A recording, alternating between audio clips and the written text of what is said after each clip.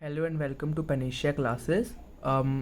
थोड़ा सा वीडियो के लिए लेट हो गए, तो हमने प्रॉपर आपका शेड्यूल बना दिया है। आपके अकाउंट्स की वीडियो आएगी मंडे, वेडनेसडे एंड फ्राइडे को। तो हम अब इसी शेड्यूल को फॉलो करेंगे और हफ्ते में आपकी ऑलमोस्ट 3 वीडियो हो जाएंगी, और बीच में अगर कोई स्किप हो जाए तो वो कंपनसेशन में आपकी संडे को डाल देंगे। ओके, तो स्टार्ट करते हैं। अब हमारी नेक्स्ट टर्म आती है ड्राइंग्स। कि ड्राइंग्स क्या है? ठीक है, ड्राइंग्स मतलब मनी और money is worth withdraw from the business by the owner और of his her private use. Money या money is worth, money is worth हमने पिछले वीडियो में कवर किया था कि मनी इज वर्थ क्या होती है। पैसा या पैसे से रिलेटेड कोई चीज़, मतलब फैन, अगर किसी का बिजनेस है, जो पैसे समझते हैं मनी। ड्राइंग तो पता ही है सबको, पैसे निकालना अपने बिजनेस से अपने यूज़ के लिए, प्राइवेट यूज़ के लिए। देन सेकंड क्या आ गया? Money is worth. अब मान लो बिजनेस है शूज़ का, हमने शूज़ अपने लिए निकाल लिया, तो आ गया वो money is worth.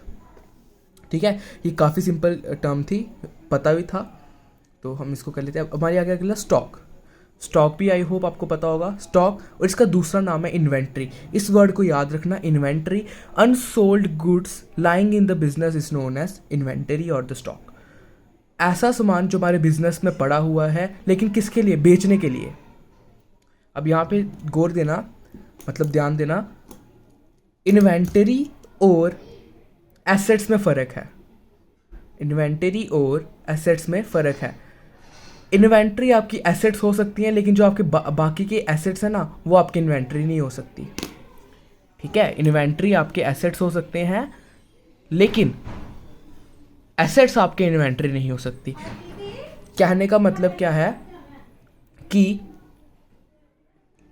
Inventory, stock तो आपको समझ आ गया, हमने जो सामान लाया, जैसे मान लो बिजनेस है हमारा शूज़ का, हमने सामान रखा है जो शूज़ बेचने के लिए, देन वो हमारी इन्वेंटरी आ गई, राइट।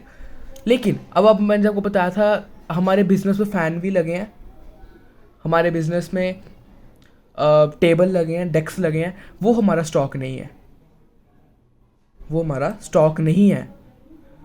और इन्वेंटरी स्टॉक को हम गुड्स भी कहेंगे, सामान। लेकिन जो हमारे बिजनेस फ़ैन हमने लगाया है यूज़ के लिए, वो हमारा एसेट है। इन्वेंटरी स्टॉक गुड्स नहीं है, क्योंकि हमने उसको बेचना नहीं है। ओके, देन उसके बाद हमारे पास आता है accounting period. Now what is accounting period? Period of 12 month. The business follows the period of 12 month generally. चल पहले इसको पढ़ते हैं। Every books of accounts at least once in every business have to finalise to books of accounts at least once in a year.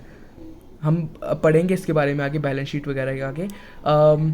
हर एक business को अपनी progress को देखने के लिए, अपनी प्रोग्रेस को सर्च करने के लिए, अपनी प्रोग्रेस को ध्यान में रखने के लिए वो क्या करते हैं? अपनी बुक्स ऑफ अकाउंट बनाते हैं, मतलब जर्नल बनाते हैं, देन लेजर बनती है, then cash book and all that stuff, वो सब प्रिपेयर होता है। लास्ट में बैलेंस शीट बनती है, जिसके थ्रू हमें ये पता लगता है कि बिजनेस में कितना फ़ायदा हुआ है या नुकसान। ठीक है, हर एक बिजनेस के लिए मैंडेटरी होता है कि उसको ये फाइनलाइज करना ही करना है। रूल नहीं है, लेकिन एथिक है। ठीक है, ऐसा रूल नहीं है, लेकिन एथिक है। If he she wants to succeed in her business, then they have to finalise their books of accounts. Okay, उसके बाद हमारे पास आता है अकाउंटिंग पीरियड में हम कौन कौन से 2 ईयर ले सकते हैं। एक आ गया आपका कैलेंडर ईयर, जिसमें जनरली हम कह सकते हैं 1 जैन टू 31 दिसंबर, ये सबको पता है। फाइनेंशियल ईयर आपका जनरली स्टार्ट होता है, जो आप इसमें पढ़ेंगे आगे, 1 अप्रैल से 31 मार्च तक। ये आपका आ गया फाइनेंशियल ईयर। ज़रूरी नहीं आपको बिजनेस, आपका अगर आपने 1 जन को नहीं स्टार्ट किया, मान लो कोई अपना बिजनेस 2 मार्च को स्टार्ट कर रहा है, तो वो उसका फाइनेंशियल ईयर है।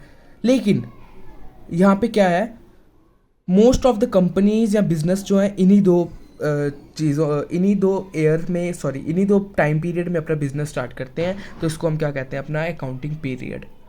ये भी रूल नहीं है, एथिक है, मतलब फॉलो करना ज़रूरी नहीं है, लेकिन अगर इसको आप फॉलो करो तो ज़्यादा बेटर है। ओके, उसके बाद आगे हमारे पास नेक्स्ट टर्म आ गई रेवेन्यू। अब रेवेन्यू क्या है? Total money collected from sale of goods is known as revenue. मतलब जितना आपने दिन में सामान बेचा, मान लो मैंने 5,000 के शूज़ सेल किए, दैट्स माई रेवेन्यू। ठीक है, ये हमारे पास रेवेन्यू आ गया।